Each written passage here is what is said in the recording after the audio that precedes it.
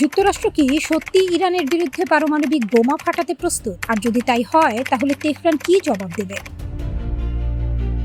Iran বলছে তারাও চুপ করে বসে থাকবে না। মধ্যপ্রাচ্যের আকাশে এখন যুদ্ধের মেঘ, আর সেই মেঘের কেন্দ্রবিন্দুতে দাঁড়িয়ে ইরান। একদিকে ওয়াশিংটনের আগ্রাসী মনোভাব, অন্যদিকে তেহরানের অবিচল দৃঢ়তা। প্রশ্ন একটাই, এই সংকট কোন দিকে মোড় নিচ্ছে?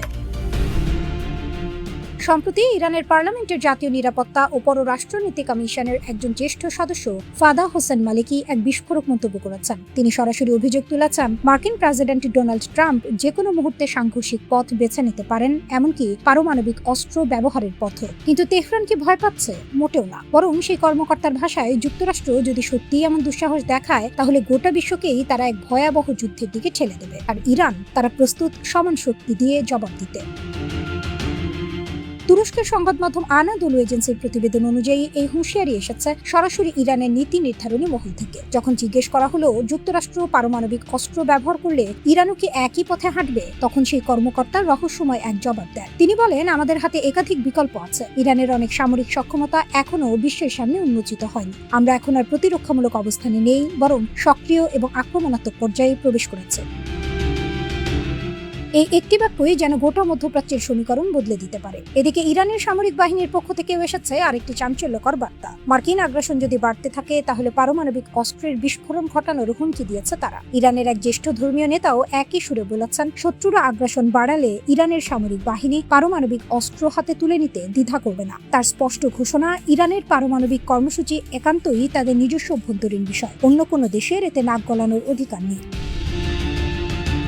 কিন্তু এখানেই প্রশ্ন আসে, ইরানের হাতে আসলে কি আছে? জাতিসংঘের পরমাণু পর্যবেক্ষক সংস্থা IAEA বহুদিন ধরেই সতর্ক করে আসছে যে ইরানের কাছে 60%-এরও বেশি মাত্রায় সমৃদ্ধ ইউরেনিয়াম মজুদ রয়েছে। যদি এই ইউরেনিয়াম 90% মাত্রায় সমৃদ্ধ করা হয় তাহলে একাধিক পারমাণবিক অস্ত্র তৈরির সক্ষমতা অর্জন করতে পারে তেহরান। আর এখানেই যুক্তরাষ্ট্র ও পশ্চিমা বিশ্বের ঘুম হারাম।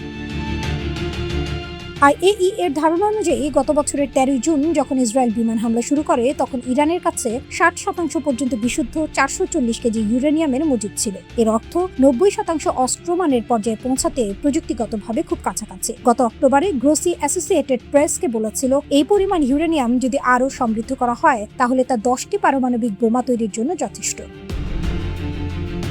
গত বছরের মে মাসে ইসরায়েল ও যুক্তরাষ্ট্রের হামলার আগে মার্কিন প্রতিরক্ষা গোয়েন্দা সংস্থা এক মূল্যায়নে জানায়, ইরান সম্ভবত এক সপ্তাহেরও কম সময়ে প্রথম পারমাণবিক অস্ত্র তৈরির জন্য যথেষ্ট অস্ত্রমানের ইউরেনিয়াম উৎপাদন করতে পারত। তবে সবচেয়ে চমকপ্রদ তথ্য হলো, বিশ্লেষকদের দাবি সাম্প্রতিক যুদ্ধ শুরুর আগেই ইরান তাদের সমৃদ্ধ ইউরেনিয়াম গোপন ও নিরাপদ স্থানে সরিয়ে ফেলেছিল। এখন সেগুলো দিয়ে ইরান আসলে কি করছে তা নিয়ে IAEA এর কাছেও কোনো নিশ্চিত তথ্য নেই। এক প্রকার অন্ধকারে হাতড়ে বেড়াচ্ছে গোটা বিশ্ব। আরও একটি বিষয় লক্ষণীয়, সাম্প্রতিক সংঘাতে ইরানের কঠোর পাল্লা প্রতিক্রিয়ার মুখে যুক্তরাষ্ট্র রীতিমতো কোণঠাসা হয়ে পড়েছে বলে দাবি করছেন পর্যবেক্ষকরা। এমন প্রেক্ষাপটে হরমুজ প্রণালী নিয়ে যুক্তরাষ্ট্রের নানা কৌশলগত তৎপরতার মধ্যেই ইরান বারবার হুঁশিয়ারি দিচ্ছে, মার্কিনীদের চমকে দেওয়ার মতো প্রস্তুতি নিয়ে রেখেছে তাদের সর্বোচ্চ প্রতিরক্ষা বাহিনী IRGC। তাহলে সামনে কি অপেক্ষা করছে? যুক্তরাষ্ট্র কি সত্যিই এমন ভয়াবহ ঝুঁকি নেবে? আর ইরান কি সত্যিই তাদের গোপন অস্ত্রভান্ডার প্রকাশ্যে নিয়ে আসবে? প্রশ্নটা এখন আর গোপন নেই। ইরান কি সত্যিই পারমাণবিক অস্ত্রের দোরগোড়ায়? আর তাদের সামরিক বাহিনী কি সেই মারণাস্ত্র হাতে তুলে নিতে প্রস্তুত? জাতিসংঘের পরমাণু পর্যবেক্ষক সংস্থা IAEA বহুবার একই কথা বলে আসছে, ইরানের ভান্ডারে জমা আছে 400 কেজিরও বেশি সমৃদ্ধ ইউরেনিয়াম। সংখ্যাটা শুনতে সাধারণ মনে হলেও এর ভেতরের ভয়াবহতা বিশাল। বিশেষজ্ঞদের হিসেবে এই ইউরেনিয়াম আরেকটু সমৃদ্ধ করলেই অন্তত 10টি পারমাণবিক অস্ত্র বানানো সম্ভব। ঠিক এই দাবিকে সামনে রেখেই কিছুদিন আগে ইরানের একাধিক পারমাণবিক কেন্দ্রে হামলা চালিয়েছিল যুক্তরাষ্ট্র ও ইসরায়েল। লক্ষ্য ছিল একটাই, তেহরানের পারমাণবিক উচ্চাকাঙ্ক্ষাকে গোড়া থেকে থামিয়ে দেয়া। কিন্তু বাস্তবতা বলছে ভিন্ন কথা। সে হামলার পরও ইরানকে দমানো যায়নি, উল্টো তেহরান থেকে এখন ভেসে আসছে আরো কঠোর সুর। মার্কিন প্রেসিডেন্ট ডোনাল্ড ট্রাম্প স্পষ্ট ভাষায় জানিয়ে দিয়েছেন, ইরান হামলা চালালে যুক্তরাষ্ট্র 100 গুণ বেশি শক্তি দিয়ে জবাব দেবে। তার ভাষায়, চাইলে পুরো ইরানকে মুছে দেওয়ার ক্ষমতা রাখে ওয়াশিংটন। এমন হুমকি নতুন নয়। যুদ্ধ যখন প্রায় হাতের বাইরে চলে যাচ্ছিল তখনও একবার পারমাণবিক অস্ত্র ব্যবহারের ইঙ্গিত দিয়েছিলেন তিনি। কিন্তু এবার তেহরানের প্রতিক্রিয়া আগের চেয়ে অনেক আলাদা। ইরানের এক জ্যেষ্ঠ ধর্মীয় নেতা মোহাম্মদ নবী মুসাভি ফার্দ সরাসরি ঘোষণা দিয়ে বসলেন, শত্রু যদি আগ্রাসন আরো বাড়ায় তাহলে দেশের সামরিক বাহিনী পারমাণবিক অস্ত্র হাতে তুলে নিতে দ্বিধা করবে না। এতদিন তেহরান সবসময় দাবি করে এসেছে তাদের ইউরেনিয়াম কর্মসূচি শুধুই বেসামরিক প্রয়োজন, বিদ্যুৎ আর গবেষণার জন্য, কিন্তু এই বক্তব্য সেই পুরনো অবস্থান থেকে সরে আসার এক স্পষ্ট ইঙ্গিত। এখানেই গল্পটা মোড় নেয় আরেকদিকে। যুক্তরাজ্য ভিত্তিক সংবাদ মাধ্যম ইরান ইন্টারন্যাশনালের একটি প্রতিবেদন দাবি করছে, সাম্প্রতিক সংঘাতে ইরানের পাল্টা আঘাতের মুখে যুক্তরাষ্ট্র নাকি কার্যত পিছু হটার দ্বারপ্রান্তে পৌঁছে গিয়েছিল। যদি এই প্রতিবেদন সত্যি হয় তাহলে যে যুদ্ধকে বিশ্লেষকরা একতরফা ভেবেছিলেন তা মোটেও সহজ ছিল না। আর এখন সবচেয়ে উদ্বেগের খবরটা আসছে সরাসরি ইরানের সর্বোচ্চ প্রতিরক্ষা বাহিনী IRGCর অন্দরমহল থেকে। বাহিনীর প্রধানের জ্যেষ্ঠ উপদেষ্টা brigadier general Mohammad Reza Naqdi জানিয়েছেন, শত্রুপক্ষের বিরুদ্ধে বছরের পর বছর ধরে মিসাইল হামলা চালিয়ে যাওয়ার সক্ষমতা রয়েছে ইরানের হাতে। শুধু তাই নয়, সম্ভাব্য যুদ্ধ পরিস্থিতিতে যুক্তরাষ্ট্রের মূল ভূখণ্ডে সরাসরি আঘাত হানার সক্ষমতা অর্জনের নির্দেশও দেওয়া হয়েছে IRGCকে। এই মুহূর্তে তেহরান কি সত্যি যুদ্ধের জন্য প্রস্তুত হচ্ছে, নাকি এটা শুধুই আলোচনার টেবিলে নিজেদের অবস্থান শক্ত করার এক কৌশল? ইতিহাস বলছে, চাপে পড়লে পিছু হটার বদলে আরো কঠোর হওয়ায় তেহরানের চেনা প্যাটার্ন। আর ঠিক এই কারণেই বিশ্ব নেতারা এখন উদ্বিগ্ন দৃষ্টিতে তাকিয়ে আছেন মধ্যপ্রাচ্যের দিকে। ওয়াশিংটন কিংবা তেল আবিবের সামরিক বিশেষজ্ঞরা সম্প্রতি দাবি করেছিলেন ইরানের মিসাইল ইন্ডাস্ট্রিকে নাকি বহুলাংশে ধ্বংস করে দেওয়া হয়েছে, কিন্তু একই মুহূর্তে পারস্যের পার্বত্য অঞ্চলের অন্তত 400 ফুট গভীরে এক গোপন ভূগর্ভস্থ মিসাইল ল্যাবে তেহরানের প্রকৌশলীরা এঁকে ফেললেন এক নতুন ইতিহাস।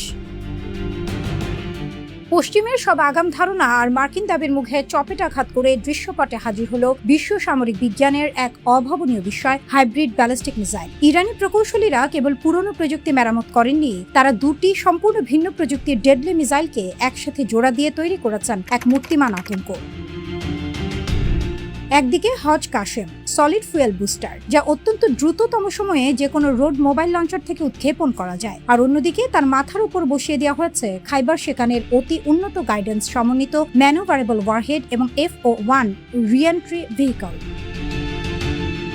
পেন্টাগনের সামরিক বিজ্ঞানীরা এতদিন দৃঢ়ভাবে বিশ্বাস করতেন দুটি ভিন্ন ক্যাটাগরি ও ব্যাসার্ধের বুস্টার আর ওয়ারহেডকে এক করা প্রকৌশলগতভাবে অসম্ভব। হাজ কাশেমের বুস্টার ব্যাসার্ধ খাইবার শেখানের চেয়ে প্রায় 11 থেকে 12 সেন্টিমিটার বেশি। এত বড় কাঠামোগত বৈষম্য পেরিয়ে একটি ব্যালিস্টিক ক্ষেপণাস্ত্রের অভিকর্ষ কেন্দ্র ঠিক রাখা, নতুন অ্যারোডাইনামিক সমীকরণ তৈরি করা এবং হাই স্পিড ফ্লাইটের সময় AI গাইডেন্স সিস্টেমকে নিখুঁত রাখা ছিল রকেট সায়েন্সের এক জটিলতম পরীক্ষা। কিন্তু পারস্যের অদম্য উদ্ভাবনী মেধা সেই অসম্ভবকেই বাস্তবে রূপ দিল।